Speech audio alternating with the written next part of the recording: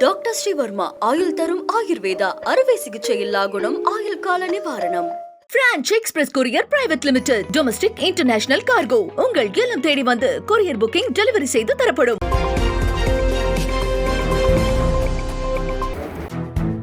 அரசுமுறை பயணமாக இந்திய பிரதமர் நரேந்திர மோடி இலங்கை சென்றுள்ள நிலையில் இரு நாடுகளுக்கும் இடையே டிஜிட்டல் மையம், பாதுகாப்பு, சுகாதாரம் உள்ளிட்ட துறைகளிலும் கடன் மறுசீரமைப்பு தொடர்பான ஒப்பந்தங்களிலும் கையெழுத்தாகியுள்ளன. 3 நாள் அரசுமுறை பயணமாக பிரதமர் நரேந்திர மோடி இலங்கை சென்றுள்ளார். அந்நாட்டு அதிபர் அனுராகுமார திசநாயக்கேவை அவர் சந்தித்து பேசினார். இலங்கையின் தனித்துவ சேவைக்காக இந்தியா வழங்கியுள்ள 100 கோடி ரூபாய் நிதிக்காக இலங்கை அதிபர் நன்றி தெரிவித்துள்ளார். மேலும் இந்திய பாதுகாப்பிற்கு அச்சுறுத்தல் தரும் வகையில் எந்த செயலும் இலங்கையில் நடக்காது என்றும் இலங்கை அதிபர் உறுதியளித்துள்ளார்.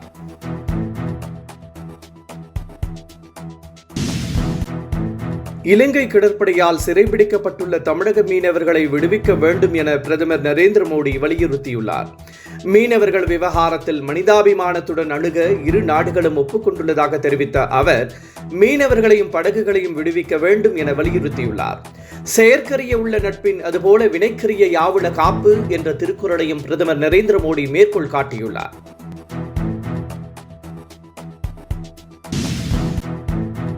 இலங்கை அரசு மேலும் சில மீனவர்களை விடுவிக்க ஒப்புக்கொண்டிருப்பதாக வெளியுறவுத்துறை செயலாளர் விக்ரம் மிஸ்ரி தெரிவித்துள்ளார். பிரதமர் நரேந்திர மோடி இலங்கை பயணத்தை தொடர்ந்து நேற்று 11 மீனவர்கள் முதற்கட்டமாக விடுவிக்கப்பட்டனர். இந்த நிலையில் கொழும்புவில் செய்தியாளர்களிடம் பேசிய மிஸ்ரி, மீனவர்கள் விவகாரம் தொடர்பாக இலங்கை அதிபருடன் பிரதமர் நரேந்திர மோடி பேசியிருப்பதாக கூறினார்.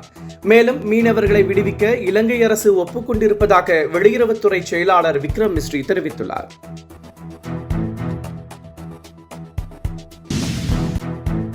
கொரோனா பொருளாதார வீழ்ச்சி போன்ற பிரச்சனைகளில் இலங்கை தவித்த போது இந்தியா பக்கபலமாக இருந்ததாக பிரதமர் நரேந்திர மோடி தெரிவித்துள்ளார். இந்த நிலையில் கொழும்புவில் இலங்கையின் உயரிய மித்ரா விபூஷணா விருதை பிரதமர் நரேந்திர மோடிக்கு வழங்கி கௌரவிக்கப்பட்டுள்ளது. பின்னர் உரையாற்றிய பிரதமர், இரு நாடுகளுக்கும் இடையிலான உறவு வலுவாக இருப்பதாக கூறினார். திசநாயக்க அதிபரானதும் முதலாக இலங்கைக்கு பிரதமர் வந்துள்ளதை குறிப்பிட்டுள்ளார். தேசிய அளவில் பொருளாதாரத்தில் தமிழகம் 9.69 வளர்ச்சியை பதிவு செய்திருப்பதாக முதலமைச்சர் மு.க.ஸ்டாலின் பெருமிதம் தெரிவித்துள்ளார். இது தொடர்பாக அவர் தனது எக்ஸ் தளத்தில் பதிவிட்டுள்ள செய்தியில், பாலின சமத்துவம் அனைத்து பகுதிகளிலும் சமமான வளர்ச்சியில் கவனம் செலுத்தி இந்த சாதனையை எட்டியிருப்பதாக பெருமிதம் தெரிவித்துள்ளார். $1 டிரில்லியன் பொருளாதாரம் என்ற இலக்கை நோக்கி தமிழகம் விரைந்து கொண்டிருப்பதாகவும் முதலமைச்சர் மு.க.ஸ்டாலின் தெரிவித்துள்ளார்.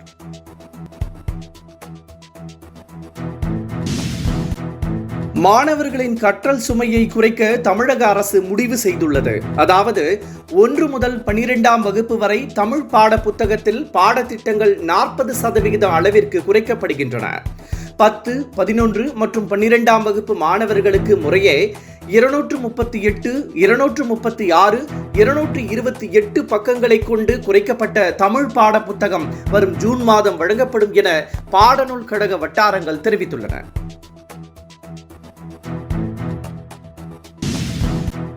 டெட் தேர்வில் தேர்ச்சி என்பது சிறுபான்மை கல்வி நிறுவனங்களுக்கும் பொருந்தும் என சென்னை உயர்நீதிமன்ற மதுரை கிளை அறிவுறுத்தியுள்ளது. டெட் தேர்வில் தேர்ச்சி பெறாத சிறுபான்மை பள்ளி ஆசிரியர்களுக்கு பணி வழங்க தனி நீதிபதி பிறப்பித்த உத்தரவையும் ரத்து செய்துள்ளது. குறைந்தபட்ச கல்வி தகுதியை நிர்ணயிக்கும் அதிகாரம் அரசுக்கு உள்ளது என்றும், டெட் தேர்வில் தேர்ச்சி பெறாததால் மனுதாரருக்கு பணி வழங்க முடியாது என்றும் ஆணையிடப்பட்டுள்ளது.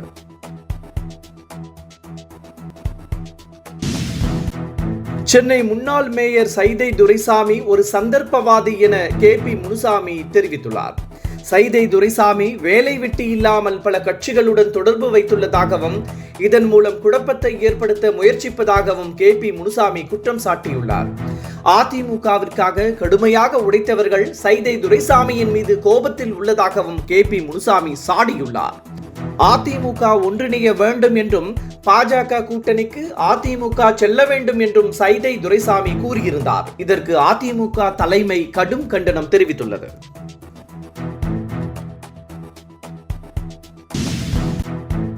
வரும் 2026ஆம் ஆண்டு சட்டமன்ற தேர்தலில் நாம் தமிழர் கட்சி சார்பில் வேதாரண்யம் தொகுதியில் இடும்பாவனம் கார்த்தி என்பவர் போட்டியிட உள்ளதாக சீமான் அறிவித்துள்ளார்.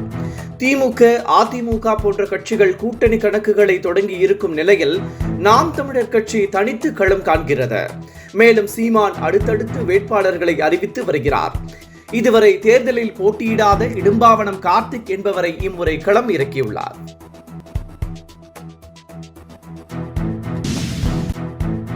வக்ஃப் வாரிய சட்ட திருத்த மசோதாவை தொடர்ந்து பிற மதத்தை குறிவைக்கவும் பாஜக தயங்காது என ராகுல் காந்தி விமர்சித்துள்ளார். RSSின் கவனம் கிறிஸ்தவர்கள் மீது திரும்ப நீண்ட நேரம் ஆகாது என்றும், பாஜகவின் அரசியல் தாக்குதலில் இருந்து மக்களை பாதுகாக்கும் ஒரே கேடயம் அரசியலமைப்பு சட்டம்தான் என்றும் குறிப்பிட்டுள்ள ராகுல், இந்திய அரசியலமைப்பு சட்டத்தை பாதுகாப்பது நம் அனைவரின் கூட்டு பொறுப்பு என்றும் தெரிவித்துள்ளார்.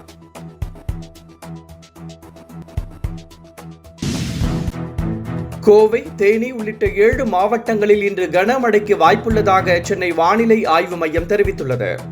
வங்கக்கடல் பகுதியில் நிலை கொண்டுள்ள வளிமண்டல கீழ் அடுக்கு சுழற்சி காரணமாக சென்னையில் மிதமான மழைக்கு வாய்ப்புள்ளதாகவும், கோவை, திருப்பூர், தேனி, திண்டுக்கல், ஈரோடு, நீலகிரி, தென்காசி ஆகிய மாவட்டங்களில் கனமழைக்கு வாய்ப்புள்ளதாகவும் வானிலை ஆய்வு மையம் தெரிவித்துள்ளது. இந்த நிலையில் கோவை, திருப்பூர் மாவட்டங்களில் பரவலாக நல்ல மழை பெய்து வருகிறது.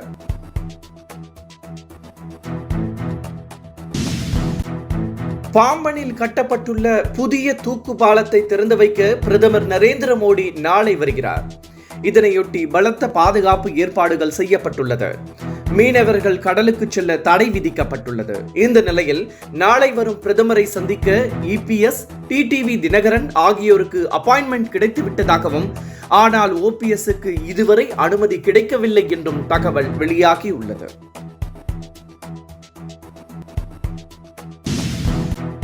எம்புரான் பட இயக்குனர் பிருத்திவிராஜுக்கு வருமான வரித்துறை நோட்டீஸ் அனுப்பியுள்ளது.